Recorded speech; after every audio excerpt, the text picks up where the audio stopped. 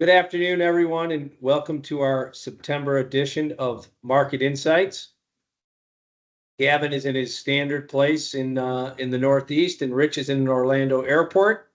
Hence, we won't see Rich's beautiful face for this session. Um, let's kick it off with what occurred, and let's talk about get caught up from our last meeting. Oh, however, prior to that, our legal disclaimer.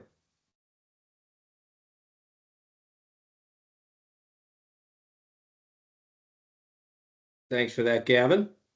Now we can begin. Rich, get us caught up from what's occurred since our August session. Gavin, you want to do the rundown on that? I'll comment on the CPI. Sure, Perfect. sure. Yeah, really the update from last month, you guys will remember for many quarters now, we've been talking about the general, bull market in stocks and bear market in bonds. And the update this month is that you'll notice our stance of defensive short on fixed income. And really, we're talking about the longer duration bonds has moved from a defensive short to defensive long. And so this is a pretty big change, over many quarters, and here we are, and this change is happening. And so really, we could get into that more, what that actually means in terms of our positioning. It doesn't mean a whole lot, but we could get into that later, Todd, if we have time.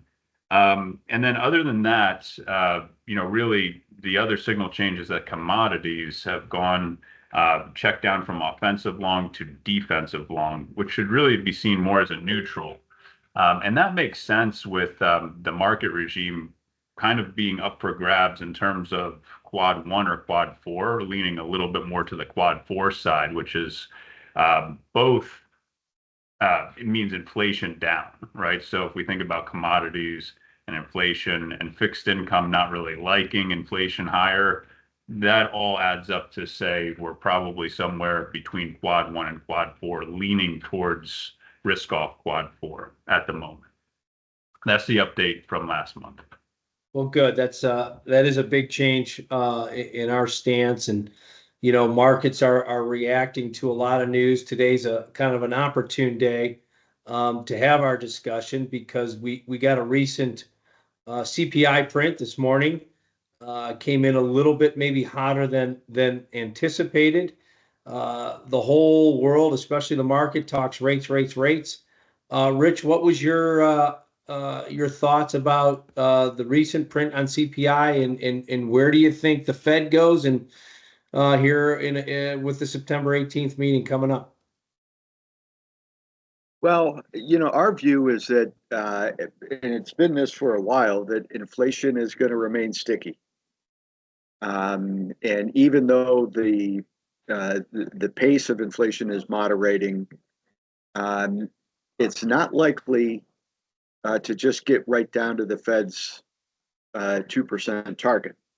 The key measure, at least according to Fed Chair Jerome Powell, is core services excluding shelter. That printed at 4.5.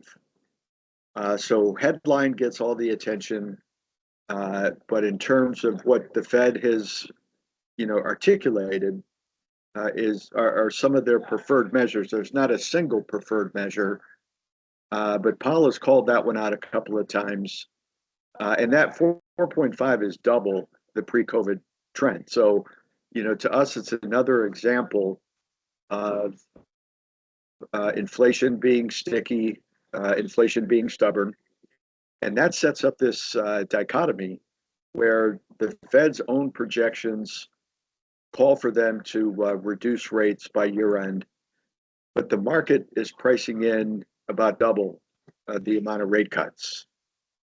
So I think the setup for the balance of the year is, does the Fed stick with their guns and cut according to their schedule, or do they cut more than that in order to satisfy markets? Now, I don't think the Fed is in the business of satisfying markets, particularly.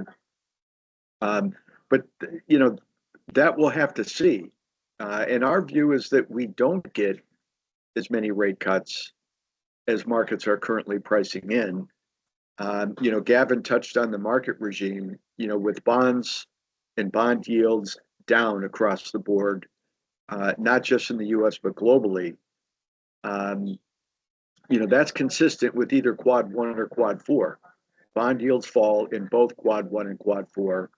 We have to look beyond bonds then to see, do we tilt toward quad one or do we tilt toward quad four? And right now it's kind of a foot race. It's a toss up. There isn't enough clear action from commodities, which are mixed. I'm sorry, currencies, which are mixed. Commodities are kind of leaning neutral to slightly bearish. So you'd have to give a slight lean toward quad four.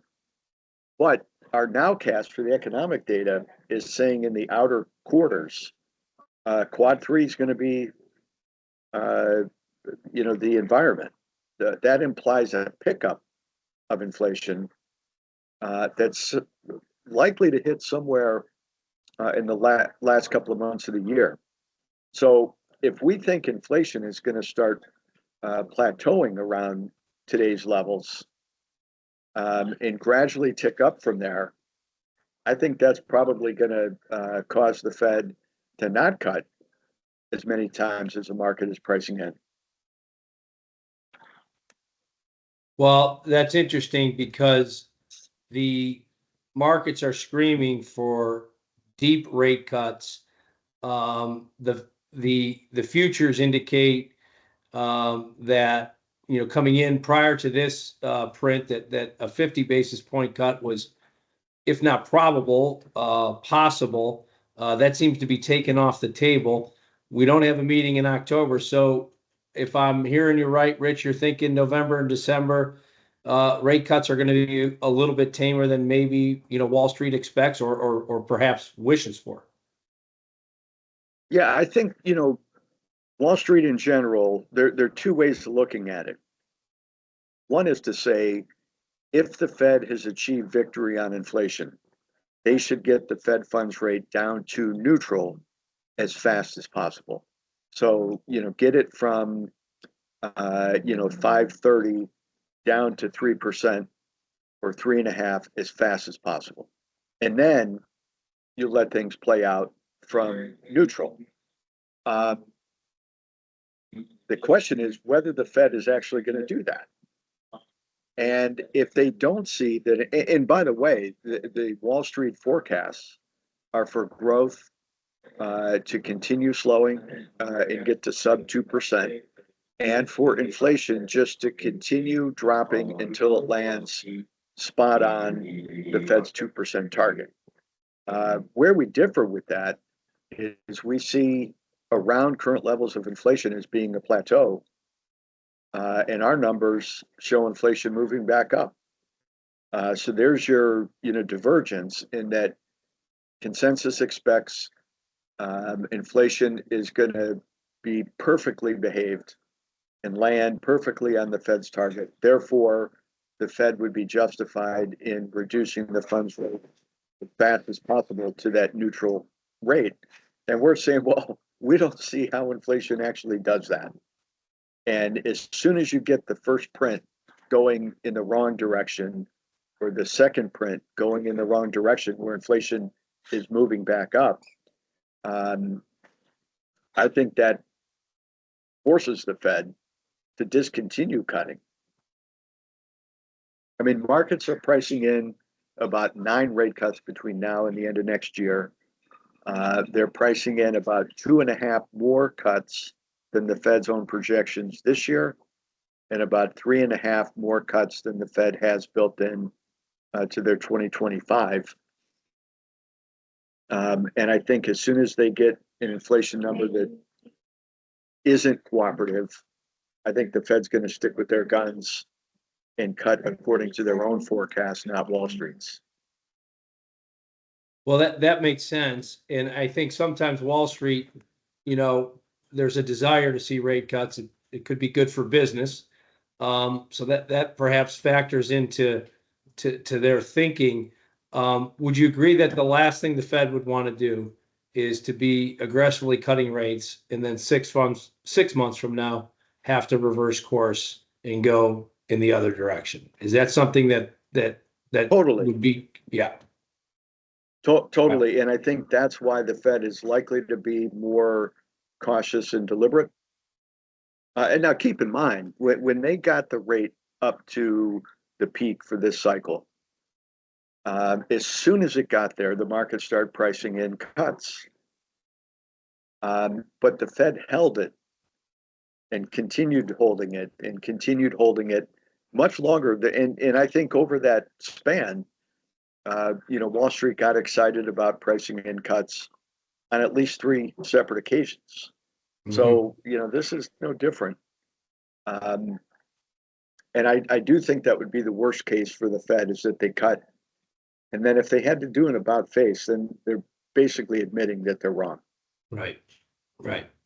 And I mean, Well, my view is they're going to be wrong anyway, but they're more concerned about how they look being wrong than whether they're right or wrong. right. Right. Agree. Gavin, do you have anything to add to that before we wrap up today's session? I just think it's going to be interesting because, if we think back to when we had this last month, we were actually at that point, they were pricing a 50 basis point cut as a likely outcome for this meeting coming up next week. Now that's shifted. 25 is basically in the bag. But then now, so like you said, Todd, there's no meeting in October.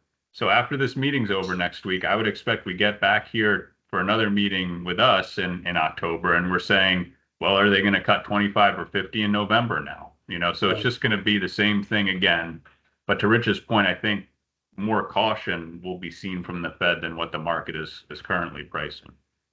That's what I would expect. Well, agree. And if we recall, I think it was December of last year, when the annual forecasts come out, which are rarely right from the sell side, they were forecasting as many as 6 rate cuts throughout this year. We've had 0 to this point, likely 25 here next week. But what we're saying is maybe tempered from there on out. Well, we shall see. Lots of things are going to occur over the next 2 months.